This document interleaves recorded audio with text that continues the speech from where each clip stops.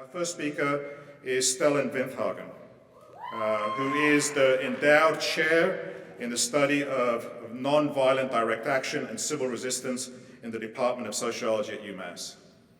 Actually, I just find it amazing that we have a chair dedicated to resistance studies at UMass. It shows something about what we are as a university.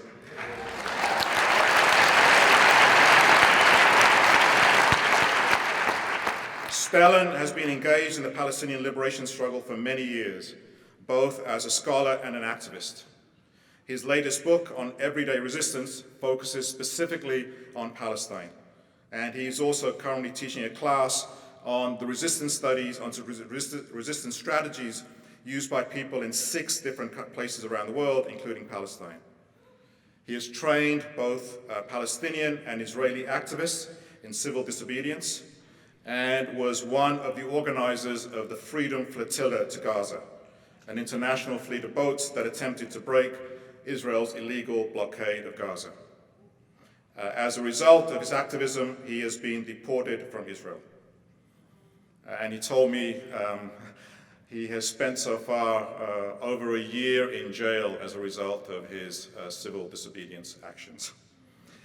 Stellan Vinthagen is the director of the Resistance Studies Initiative here at UMass, a co-organizer of this evening's panel. Please welcome Stellan Vinthagen.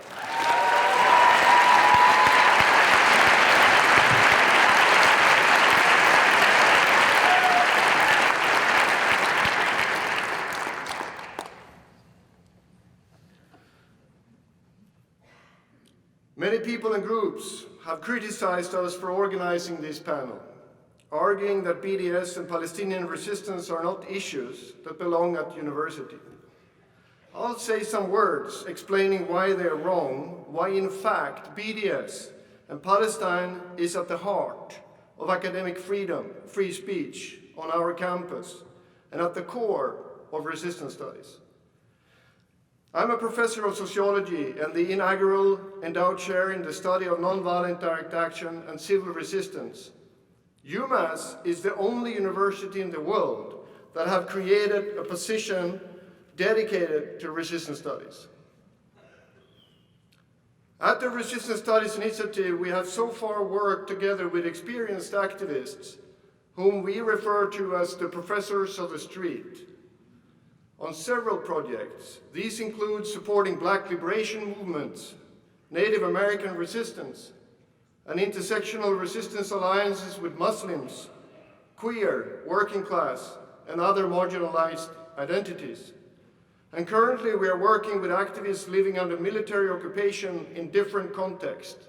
For example, Western Sahara, Kurdistan, Kashmir, Tibet, and West Papua, to develop resistance strategies. Why should Palestine be an exception to the work we're doing in resistance studies? Free speech at the university on strategies and tactics of resistance is at the heart of resistance studies. Without it, this field of study cannot exist. Academic freedom applies also to critique of the Israeli occupation, and therefore also to discussions on resistance to the Israeli occupation. Palestine is not a personal political agenda. It's integral to academic debates and reflections about injustice, domination, and liberation. Fundamentally, in the struggle for academic freedom at UMass, it is absolutely key to defend the space to talk about BDS and protecting the freedom to also advocate for it. In my own work for over a decade, I have been a public endorser of the call coming from the Palestinian civil society for boycott strategies. At the same time, I am the editor of the Journal of Resistance Studies, which recently published arguably the most critical analysis of the BDS movement to this date. I value this critique, since it is a critique evaluating the strategy of BDS, not an attempt to censor the discussion by accusations that brand boycott as anti-Semitism. In fact, I love critical analysis of strategies of resistance, since that is what resistance studies is all about, a search for effective methods to undermine domination. But our situation now in this country is actually one of domination, where all forms of critique of the Israeli occupation are being repressed, marginalized, and even criminalized. And if that is the situation, and if those of us who are tenured faculty are not prepared to resist this repression and take up this struggle at our own campus, then what's the point of tenure?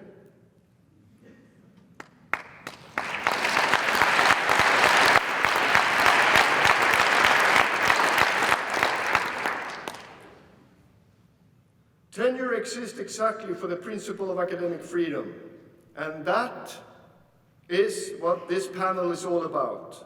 As such, it is with pride we welcome this distinguished panel to the heart of UMass-Amherst. You and your speech are essential for academic freedom. Welcome. Let it begin.